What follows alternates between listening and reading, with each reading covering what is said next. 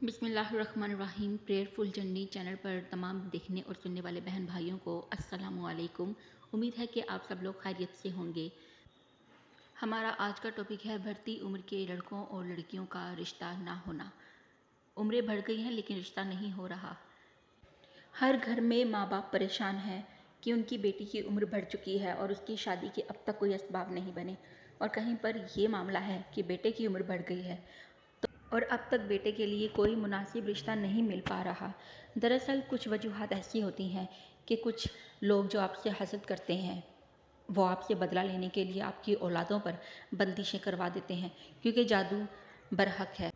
آج کے نفسا نفسی کے اس دور میں ہر انسان مصیبت و آزمائش کا شکار نظر آتا ہے۔ وظیفہ بتانے سے پہلے میں آپ کو چند ایک بات کہنا چاہتی ہوں جو کہ آپ کے لیے جاننا بے حد ضروری ہے۔ دراصل جن بھی لڑکیوں اور لڑکوں کی عمر بڑھ جاتی ہے اس میں بعض اوقات ہمارا اپنا ہاتھ سب سے بڑا ہوتا ہے، یا ہمارے خاندان کا یا ہمارے ماں باپ کا بہت بڑا ہاتھ اس میں موجود ہوتا ہے۔ مصیبت و آزمائش کبھی تو بطور امتحان ہوتی ہے اور کبھی کبھی بطور سزائے برے اعمال۔ کبھی کبھی ہمارے برے اعمال کی وجہ سے مصیبت اور آزمائش آتی ہے تو کبھی امتحان کے طور پر آتی ہے۔ انسان کی حد سے بڑھی ہوئی خواہشات کہ جن کی تکمیل کے لیے انسان حلال اور حرام کی تمیز تک بھول چکا ہے، یہ اس مصیبت اور آزمائش کی ایک بنیادی وجہ ہے۔ اس کے علاوہ اللہ تبارک و تعالیٰ کی جانب سے عطا شدہ نعمتوں کو اپنا ذاتی کمال اور ذاتی خوبی جاننا اور پھر اس کے نتیجے میں شکر گزاری سے غفلت اور اس غفلت کے باعث فرائض و واجبات کو ترک کر دینا اس مصیبت و آزمائش کی دوسری بڑی وجہ ہے۔ جب انسان اللہ عز و جل کی نافرمانی میں حد سے زیادہ بڑھنے لگتا ہے تو وہ طرح طرح کے مسائل کا شکار ہونا شروع ہو جاتا ہے۔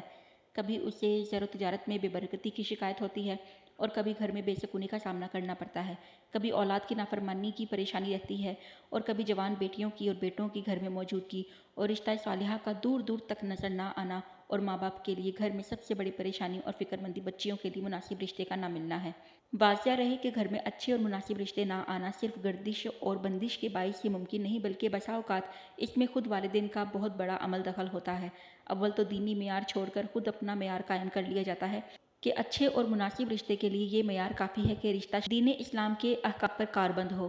اب اگر مزید سے مزید ترقی کی تلاش جاری رہی تو یہ دوسری سنگین غلطی ہے۔ گھر میں اچھے اور مناسب رشتے کا آنا اللہ تعالیٰ کی عطا اور کرم نوازی ہے۔ اب اس نعمت کو ٹھکرانا اور مزید جدید طرز فکر و عمل کے رشتوں کے انتظار میں رہنا اللہ عز و جل کی نعمتوں کی ناشکری ہے۔ اللہ تبارک و تعالیٰ کو ناشکرے لوگ ہرگز پسند نہیں۔ جب گھر میں آتے اچھے اور مناسب رشتوں کو ٹھکرا دیا جاتا ہے تو بطور آزمائش اب مزید رشتے آنا بند ہو جاتے ہیں کہ جسے کم فہمی کی بنا پر بندش و تعویذات بد پر محمول کیا جاتا ہے۔ یاد رہے کہ بندش و تعویذات بد سے بھی رشتوں کی بندش ہونا ممکن ہے، مگر آج کے اس دور میں زیادہ تر رشتہ نہ آنے کی وجوہات ہماری اپنی ہی غلطیوں کی وجہ سے ہے۔ آج جو عمل میں آپ کو بتانے لگی ہوں اس سے نہ صرف آپ کا رشتہ طے ہوگا بلکہ بہت اچھی جگہ پر بھی ہوگا، اور اس کے علاوہ آپ کے گھر میں اور بھی بہت سی نعمتیں، برکتیں اور رحمتیں شامل ہوں گی۔ آپ کے کاروبار میں، آپ کے رزق میں بھی اس سے اضافہ ہوگا۔ یہ عمل کرنے سے آپ کے دلوں کو بھی سکون ملے گا اور آپ کے دلوں کو اطمینان حاصل ہوگا، اور انشاءاللہ تعالیٰ آپ جیسا چاہیں گے اللہ پاک آپ کو ویسا ہی ہمسفر عطا کرے گا۔ تو اس کے علاوہ اگر کسی نے آپ پر بندش کر رکھی ہے یا آپ پر جادو ہے، جنات ہے، جو بھی مسئلہ ہے، انشاءاللہ اس سے اس کا بھی توڑ ہوگا، اور تمام رکاوٹیں جو شادی میں موجود ہیں وہ تمام رکاوٹیں بھی دور ہوں گی۔ تو چلتے ہیں اپنے عمل کی طرف۔ آپ نے کرنا یہ ہے کہ عشاء کی نماز کے بعد قبلہ رخ بیٹھ کر 313 مرتبہ استغفر اللہ کا ورد کرنا ہے، اور اس کے بعد آپ نے 313 مرتبہ درود پاک پڑھنا ہے۔ درود پاک آپ کوئی بھی پڑھ سکتے ہیں، اگر درود ابراہیمی پڑھتے ہیں تو بہت اچھا، اور اگر آپ نہیں پڑھتے ہیں تب بھی کوئی مسئلہ نہیں ہے۔ آپ نے 313 مرتبہ استغفر اللہ اور اس کے بعد 313 مرتبہ آپ نے درود ابراہیمی یا جو بھی درود آپ کو آتا ہے آپ نے وہ درود پڑھنا ہے، اور اس کے بعد آپ نے اللہ تعالیٰ سے اپنے نصیبوں کے لیے، اپنے نصیبوں میں آنے والی رکاوٹوں کے لیے آپ نے دعا کرنی ہے۔ انشاءاللہ تعالیٰ 21 دنوں کے اندر اندر آپ کا یہ مسئلہ حل ہو جائے گا، اور غیب سے آپ کی شادی کے اسباب بنیں گے اور بہت بہترین اسباب بنیں گے۔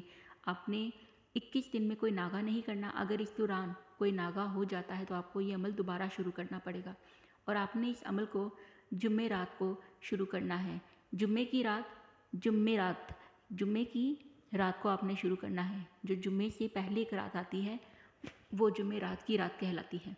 आपने जुम्मे रात की रात को इस अमल को शुरू करना है और आपने इस अमल को 21 दिन तक जारी रखना है। ख़वातीन अपने हाथ से या में ये नहीं करेंगी, उसके बाद आप ये कर सकती हैं। आपने 21 दिन तक इस अमल को जारी रखना है और इंशाअल्लाह ताला इस अमल की बरकत से आप जानते नहीं कि ये अमल किस कदर ताकतवर है। इस्तग़फ़ार से आपके गुनाहों में कमी होती है, आपके गुनाह पाक होते हैं, आपका नामे अमाल गुनाहों से साफ़ होता है। और दुरूद पाक के बारे में तो अल्लाह ताला ने पहले ही फरमाया है कि अगर आप एक बार दुरूद पाक पढ़ेंगे तो अल्लाह ताला आप पर 10 रहमतें नाज़िल फरमाएंगे। तो इसीलिए एक बार दुरूद पाक पढ़ने के इतने ज़्यादा फ़ज़ाइल हैं। तो जब आप 313 बार हर रोज़ कसरत से दुरूद पाक पढ़ेंगे तो आपकी इंशाअल्लाह अल्लाह ताला के यहाँ आपके इस अमल की, आपकी दुआ की कबूलियत होगी और इंशाअल्लाह आप इससे बहुत ज़्यादा फ़ैज़ पाएंगे। और जिसने भी इस अमल को किया है उसने इससे फ़ैज़ ही पाया है। अगर आपको इससे फ़ायदा पहुंचता है तो आप अपने दोस्तों के साथ भी इसे शेयर करें ताकि और लोग भी इससे फ़ायदा उठाएं, क्योंकि अच्छी बात फैलाना सदका जारिया है। अपनी दुआ में याद रखिए। अगर आपको ये अमल पसंद आए तो हमें कमेंट में लाजमी बताएं और अपनी दुआ में बहुत ज़्यादा याद रखिएगा। खुदा हाफिज़।